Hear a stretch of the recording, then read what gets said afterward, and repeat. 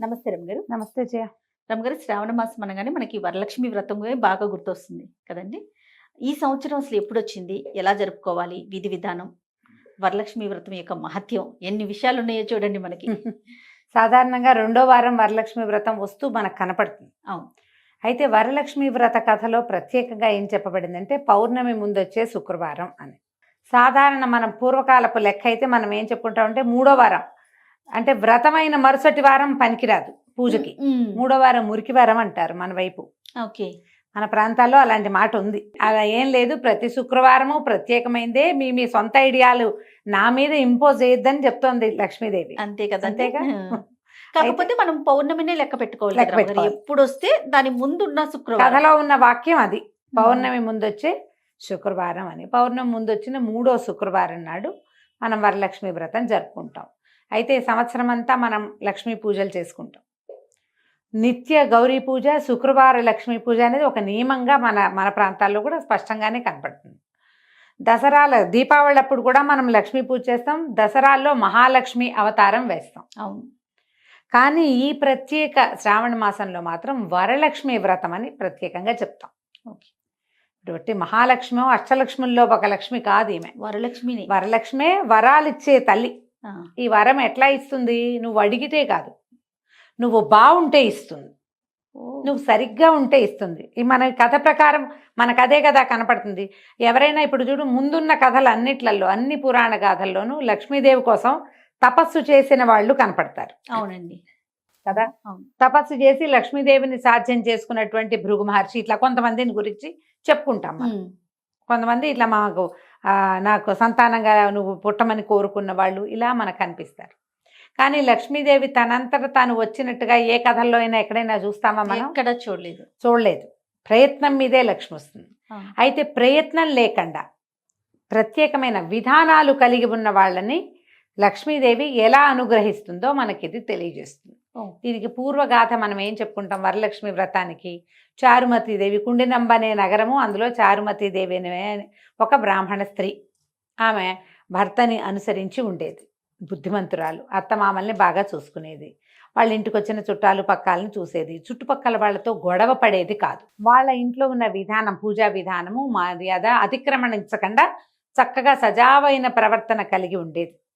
ఆమె ప్రవర్తనకి మెచ్చి లక్ష్మీదేవి కల్లో కనపడింది. నేను వరలక్ష్మీదేవిని, శ్రావణంలో నా యొక్క పూజ చెయ్యి, నీకు సకల సౌభాగ్యాలు ఇస్తాను అని. లక్ష్మి తనంతటా తను వచ్చింది. మనం పద్యాల్లో చెప్పుకున్నాం, సిరిదా వచ్చిన వచ్చునని. సిరి ఎట్లా వచ్చింది? ఇలా వచ్చింది.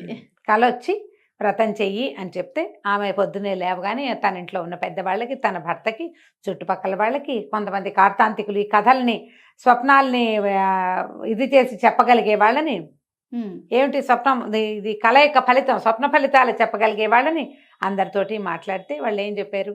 అమ్మవారు తానంతట తన కల్లో కనపడింది కాబట్టి మనం ఆమె ఆనతిచ్చిన ప్రకారము పూజ చేసుకుందాం. అది ఎప్పుడు చెప్పింది? శ్రావణ మాసంలో పౌర్ణమికి ముందొచ్చే శుక్రవారం నా యొక్క రోజు, ఆ రోజు నన్ను పూజించు.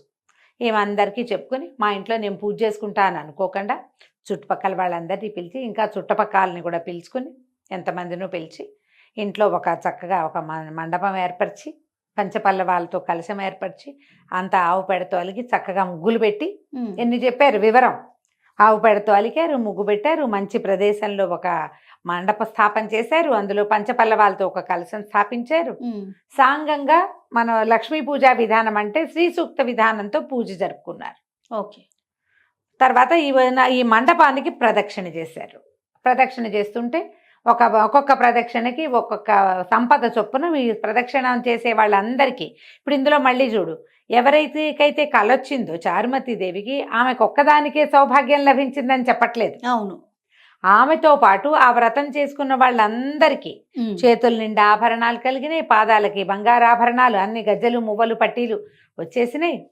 వాళ్ళ ఇళ్లలో అన్ని చోట్ల సంపద వృద్ధి అయింది, వాళ్ళ కోసం వాహనాలు వచ్చినాయి. పూజ ఒక కళ వచ్చింది ఒక్క ఆవిడికి, కానీ అందరికీ మేలు జరిగిందంటే ఆమె చెప్పిన మాట నమ్మి, ఆమె అన్నది ప్రకారం, అన్న ప్రమాట ప్రకారము ఈ వ్రతం చేసుకోవడానికి కదిలి వచ్చిన వాళ్ళందరికీ, అంటే నమ్మకం ఉంటే నిజమవుతుంది. అంతే. ఈ కథల్లో మనకు అవే ప్రత్యేకంగా చెప్తారు. అందుకని మనకేంటి ఆనవాయింది లేదు, పెద్దవాళ్ళు చెప్పారు చెప్పలేదు ఏమీ లేదు. ఎవరైనా వరలక్ష్మి వ్రతం చేసుకోవచ్చు. ఓకే. ఈ మంత్రం చదువుకునేటప్పుడు కూడా మహాలక్ష్మి కి చెప్పే ఉపచారాలన్నీ వరలక్ష్మీదేవికి చెప్పుకుంటాం. మళ్ళీ ఈ వరలక్ష్మి వ్రతం సంవత్సరంలో మనం ఎప్పుడూ చెయ్యం. అవునండి. ఈ ఒక్క రోజే చేసుకుంటాం. ఈ రోజున చేస్తే లక్ష్మీదేవి తనంతట తను వరాలిస్తుంది. ఆమెకి ఏం కావాలి? శుభ్రమైన ఇల్లు, శుచి కలిగిన పద్ధతులు, పెద్దల్ని గౌరవించటం, భర్తతోటి సంసారం ప్రీతిపూర్వకంగా నెరపటం, చుట్టుపక్కల వాళ్ళతోటి ప్రశాంతమైన జీవనాన్ని గడపటం. మనది ఏ ధర్మమో ఆ ధర్మాన్ని నిర్వర్తిస్తే లక్ష్మి తనంతటా తను వస్తుంది. వరలక్ష్మి వ్రతం కథ అది. ఇప్పుడు మన ఎదురింటి వాళ్ళు వెండి చెంబు పెట్టి అమ్మవారిని పెట్టారు, మనం బంగారు చెంబు పెట్టాలి. వాళ్ళు ఇంతెత్తు పెట్టారు, మనం ఇంతెత్తు పెట్టాలి.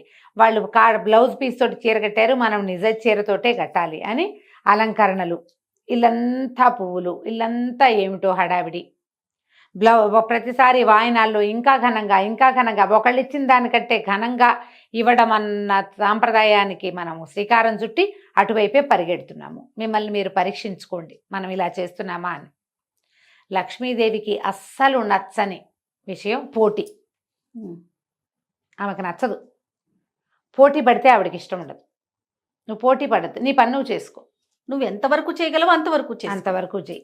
అందినంత మటుకు కాలు చాపుకోండి. విధానం వదిలేయద్దు. ఇప్పుడు శనగలు ఇవ్వాలి, కాస్ట్లీగా ఉంటాయి, తెల్లగా ఉంటాయి, అందంగా ఉంటాయని మనం కాబూలీ చైనా మనం అసలు వాడం. అవి ఇవ్వకూడదు, అవి ఇవ్వద్దు. పళ్ళు ఇవ్వాలి, అందుబాటులో ఏ పళ్ళు ఉంటే అవి ఇవ్వండి. ఫారిన్ పళ్ళు ఏమైనా ఎక్సోటిక్ ఫ్రూట్సే తెచ్చి ఇవ్వాలన్న ప్రయత్నం పెట్టుకోబోకండి.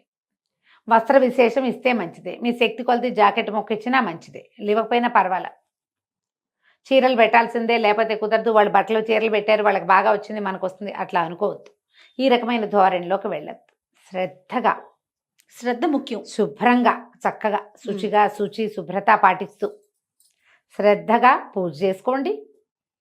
భక్తి శ్రద్ధలతోటి తాంబూలం ఇస్తుంది వరలక్ష్మీదేవికే ఇస్తున్నామన్న శ్రద్ధతోటి వాయనమో తాంబూలమో ఇచ్చుకోండి.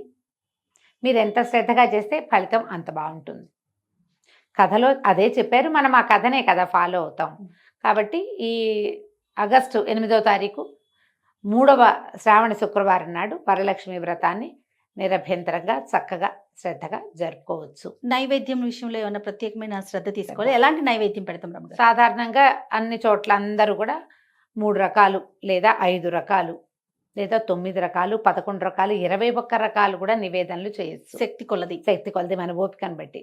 మనం మామూలుగా చేసుకునే అన్నం పప్పు కూర అన్ని మామూలు పదార్థాలతో పాటుగా ప్రత్యేకంగా చిత్రాన్నాలు, పాయసము, పులిహోర, దద్దోజనం లాంటిది, తర్వాత ఏమో బూరెలు, శనగపప్పుతో చేసే పదార్థం ఏదైనా, శనగపప్పుతో మన మైసూర్ పాకు లాంటిది, బూందీ లడ్డు లాంటిది, అలాంటివి, వడలు, శనగపప్పు వడలు. మసాలా అంటే ఉల్లిపాయలు అవి వేయకూడదు. సాధారణంగా అందరూ ఒకటే అడుగుతారు, పండగ రోజు ఉల్లిపాయ వెల్లుల్లిపాయ వాడచ్చా అని. ఇలా పూజా విధానం పెట్టుకున్న రోజున వెల్లుల్లి వాడబోకండి. నేను అబ్బాయి ఉల్లిపాయ వాడండి, స్ప్రింగ్ ఆనియన్స్ గారెల్లో వేస్తే బాగుంటాయి అని అడిగారు మొన్న ఒకరు. స్ప్రింగ్ ఆనియన్ కూడా వాడద్దమ్మా. పొద్దున్న చేసుకోవాలా సాయంత్రం చేసుకోవాలా, ఈ క్లారిటీ కూడా చాలా మంది ఈ సంవత్సరం కొత్తగా వచ్చిన, ఇంతకు ముందు ఎప్పుడు అడగల. అంటే మరి లక్ష్మీ పూజ సాయంత్రం చేసుకుంటున్నాం కదా దీపావళికి, అందుకని అడుగుతారు. ఈ వ్రతాల్ని, సువాసిని వ్రతాలు ఎప్పుడు ఉదయకాలమే చేసుకోవాలి. సాయంత్రం సూర్యాస్తమయం అయ్యే లోపల మీరు నానబెట్టిన శనగలన్నీ వాయనం ఇచ్చేసుకోవాలి. సూర్యాస్తమయం లోపలే వాయనాలు ఇచ్చేసుకోవాలి తప్పకుండా. భర్తకి, ఇంట్లో ఉన్న పెద్దవాళ్ళకి అక్షతలు ఇచ్చి కాళ్ళకి దండం పెట్టి అక్షతలు వేయించుకోండి. ఇది సువాసిని వ్రతం.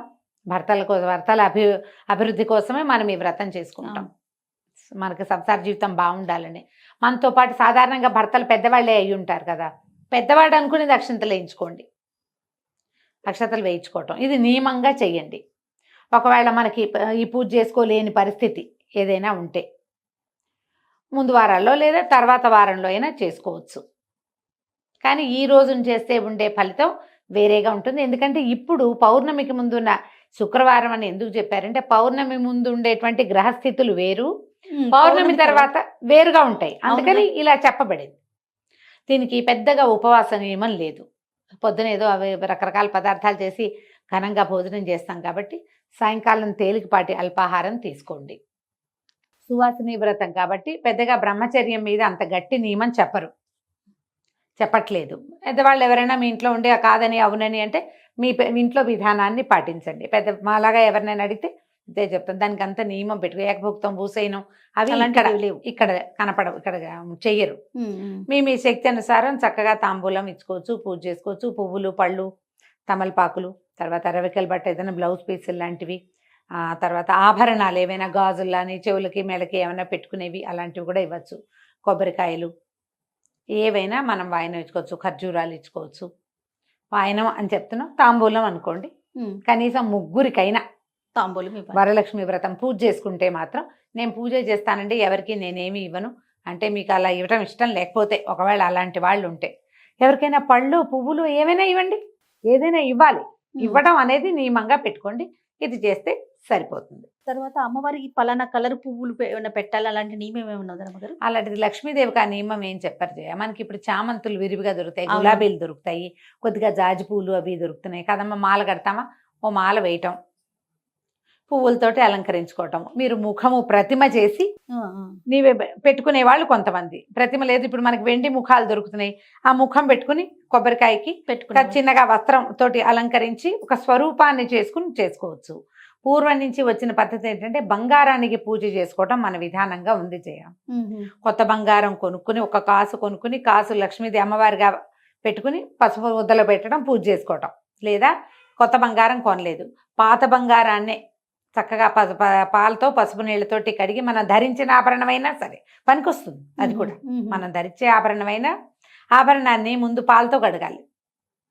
మెడలోంచి తీసాక ఒకసారి కడిగేసి పాలతో కడిగి లేదా ఇట్లా పాల గిన్నెలో వేయండి, తీసేయండి. చిన్న కప్పులో పాలు పోసుకొని పెట్టి తర్వాత పసుపు నీళ్ళతో కడిగేసి దాన్ని ఒక తమలపాకు మీద ఉంచి ఆభరణాన్ని ఇట్లా చుట్టి పెట్టండి. అది లక్ష్మీదేవిగా భావించి పూజ చేసుకోవచ్చు. కుంకుమార్చన చేసుకోవచ్చు, లక్ష్మీ అష్టోత్తరం చదువుకోవచ్చు, తర్వాత కనకధార స్తోత్రం చదువుకోవచ్చు, మహాలక్ష్మి అష్టకం చదువుకోవచ్చు.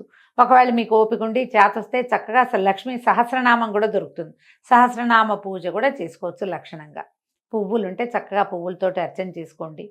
షోడశోపచారాలు సమర్పించండి అమ్మవారికి. ఇంట్లో పెద్దవాళ్ళు అమ్మ అత్తయ్యో మేనతో పెద్దమ్మో పక్కింట్లో ఎవరైనా పెద్దవాళ్ళు ఉంటే ముత్తైదులకి నమస్కారం చేసుకుని అక్షంతలు వేసుకోవటము. ఇది మనం సాధారణంగా పాటించవలసిన విధానం. మీ ఊళ్ళల్లోనో ఇళ్లల్లోనో ఏవైనా ప్రత్యేకమైన విధానాలు ఉంటే వాటిని వదిలిపెట్టేయకుండా, మానేయకుండా వాటిని పాటించండి. ఇది సువాసిని వ్రతం కాబట్టి ఈ ఒక్కరోజు భర్తల్ని దుర్భాషలాడకండి.